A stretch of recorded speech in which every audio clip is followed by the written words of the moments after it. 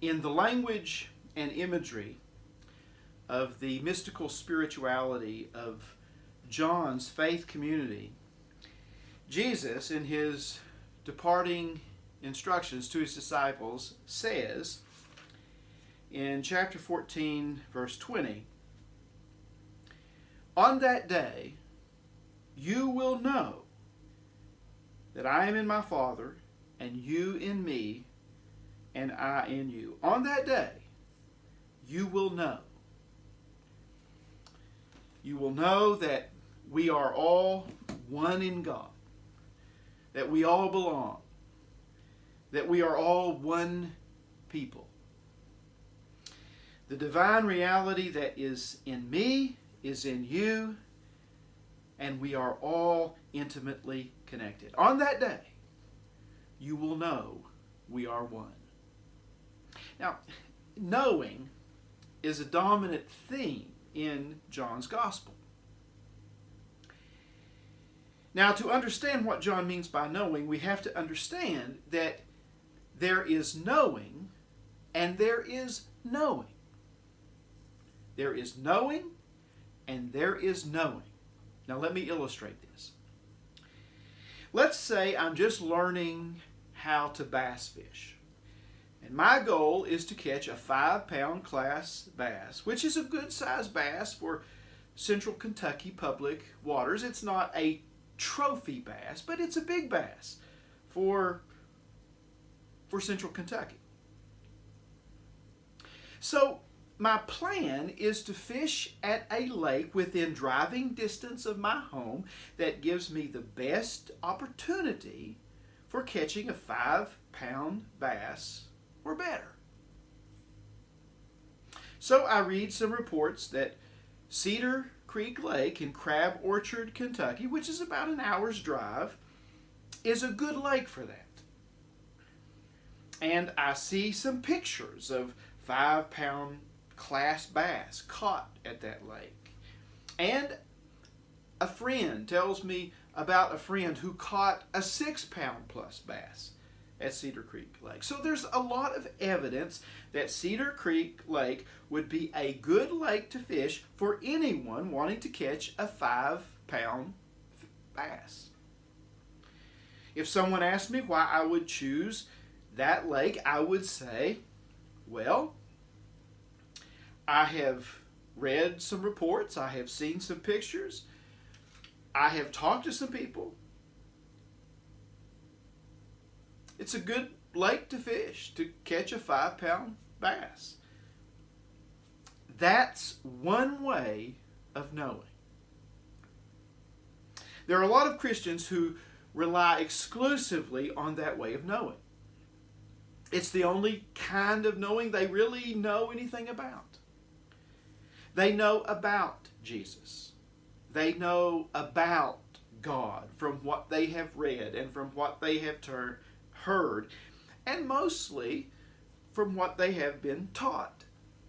I mean, most people come to their faith quite naturally because they are born into their faith or they are indoctrinated into their faith.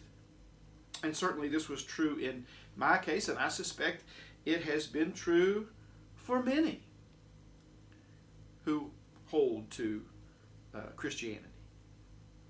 This is what is passed on to us. I mean, I believed what I believed for a long time simply because that is what I was conditioned to believe. I was programmed to believe what I believed. It was passed on to me. Now, this is not a bad thing. And please don't hear me say that this is wrong. It's neither right nor wrong. It is what it is. We know what we know. We believe what we believe because this is what is passed on to us. This is what we were taught. And that's one way of knowing. Now, there's another way of knowing, which is a deeper way of knowing. Now, let's go back to the question. How do you know there are 5-pound plus largemouth bass in Cedar Creek Lake. Well, instead of telling you about what I've heard and what I've seen from others, suppose I tell you this story. 3 weeks ago, I launched my Jackson Big Rig at Ramp 2 of Cedar Creek Lake. I was about 40 feet north of the creek channel that runs through that grass flat, and I could see on my radar that the grass extended upward about 4 to 6 feet when I was in about 12 to 14 feet of water. I made a long cast parallel to the shore with a big glide bait, a River to Sea S-Waver 200 in trout color. And I let it sink about 4 or 5 feet before I started my retrieve because I wanted it to move slowly, making that big S curve just over top of the grass. And so I crawled it along, and after about 3 or 4 handle turns, I felt a thump. I set the hook hard and knew immediately it was a good fish. I had made a long cast, and I had a long way to bring it in. So I kept my rod tip low and cranked hard because I did not want it to jump and leverage that big bait and throw it out. But I couldn't crank fast enough to keep her down, so about halfway in, she came out of the water and she shook her head, no, no, no, no, at me, trying to throw my bait. Fortunately, I had her hooked well. Well, as soon as I got her in the net, I knew she was in the 5-pound class. Now, the first thing I did was snap her onto my donkey leash, which is kind of like a fish stringer, only it doesn't have a point where you stick it into the fish. It has a clip. You clip onto the fish, the bottom lip of the fish. It doesn't hurt the fish. And so I clipped her onto my donkey leash and I put her back in the water so she could rest and calm down. I tossed my anchor over so I would not drift from that spot. I took out my weight scales and got out my hog trough, which is my measuring board, and my iPhone. Now, it took me 3 or 4 minutes to get prepared, which is why I put her on my donkey leash and put her back in the water. I had to get the lure out of my net. It was tangled. And then I had to set aside my rods, clear a space on my kayak deck for my hog trough, my measuring board, so I could get a good measurement and a picture of the measurement. Well, when I got things squared away and ready, I pulled out this beautiful fish. She weighed 5'7", and she was 20 3/4 inches long. I took some pictures, which I sent to my wife, to my brother and my son to let them know what they were missing, and to post on my Facebook page so that some of my friends and church members can have fun cynically saying to me, "There you go again, Pastor, posting that same old fish again." Well, after a few pictures, I switched my camera to video. I held the fish out, held the fish out with my video camera to get another good look at the fish. And then I held my camera as I gently put it in the water and then held it by its lip and moved it back and forth in the water to fill its lungs full. And when it was ready, she let me know. She gave me a little kick and I let go, and she gently swam back into the depths, and as she did, she brushed past my fingers as she departed.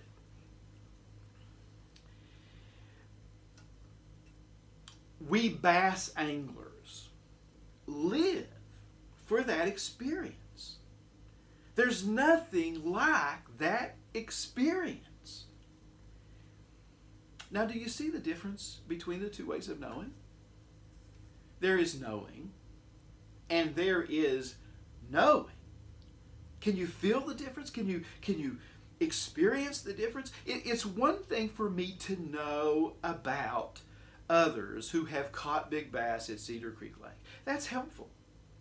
To read the reports, to see the pictures, to hear the testimonies gives me enough knowledge and confidence to believe that there are 5-pound catchable bass in Cedar Creek Lake.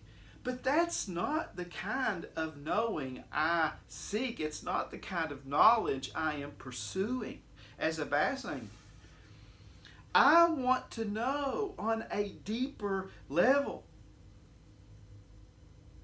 For many Christians, however, that first level of knowing is all they know. I don't want second-hand knowledge. I want first-hand experience. I had a church member when I pastored in Maryland who was captain with the Capitol Police in D.C. And on one occasion he invited me to have a prayer at one of their new officer induction ceremonies. And when I was there, he arranged for me to have a visit with the chaplain of the Senate, who at that time was Dr. Lloyd Ogilvie, who was not a fundamentalist by any stretch, but was a fairly conservative Presbyterian minister. Well, in my visit, I got to ask some questions, and one of the questions I asked was, Dr. Ogilvie, in your opinion, what do you consider the greatest need in the church today? And as if he had already prepared for that question, he said without hesitation, for religious people to know God. That's the greatest need he considered in the church today, for religious people to know God. And what he meant, of course, was not know about God. Religious people know about God, or at least they think they do. They have beliefs about God. But the great need is for religious people to know God, to experience God, to taste and see the goodness of God and know something of the inclusive, unconditional love of God. I wonder how many religious people, especially Christians, really know God at that deeper level. I don't think there are that many, to be honest with you, because if there were more Christians who knew God, Christianity in our country would not be in the tragic state and condition that it finds itself in today. I've caught a number of 5-pound plus bass at Cedar Creek Lake. But I haven't caught them all the same way. I've caught them on different lures, using different strategies, at different depths, and on different places in the lake,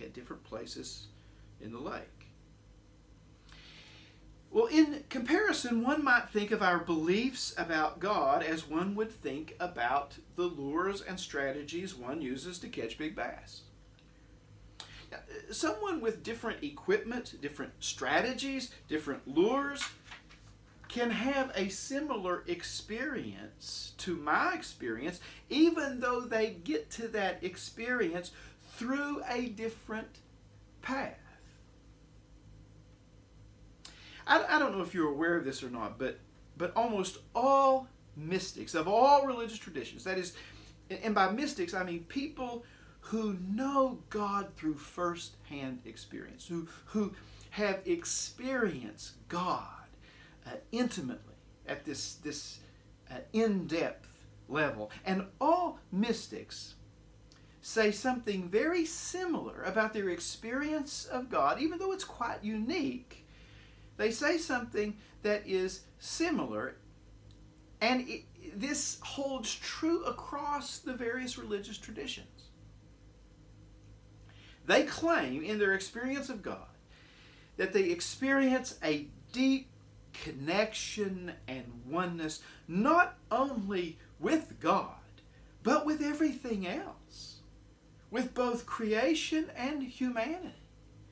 They say, we are all in God, and God is all in us. We are all connected, and we all belong. We are one people. And they know this not because someone told them, and they know this not just through good reasoning and logic and common sense, which are all legitimate methods at coming at God, but they know this because at a deeper level, in their own first-hand experience, they have encountered God. They are not sharing a belief passed down. They are sharing their own unique personal experience of God. Religion is at its best when our beliefs, our individual beliefs and our communal beliefs, the beliefs that we share in a community of faith. Religion is at its best when these beliefs help us stay on a path that guides us into the actual experience of God's universal, inclusive, unconditional love. You don't have to believe what I believe. You don't have to practice your faith the way I practice my faith to experience this universal belonging, this intimate connection and oneness and unity in God and in all things. We can get to this kind of experience of God through different paths. But there are some things that we will share in common if we are to experience oneness in God's love.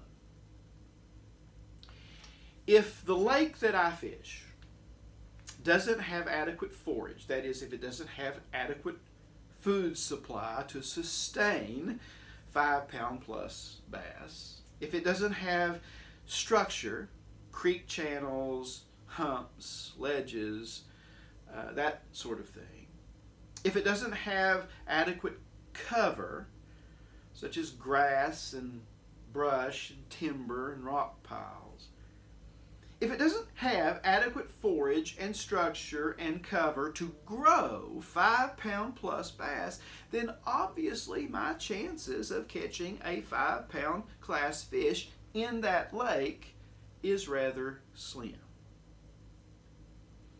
If one's beliefs about God do not make the love of God a priority, if one has some really unhealthy beliefs about God, then it's not likely that one's beliefs will create the sort of climate that will be conducive to an authentic experience of God's inclusive love.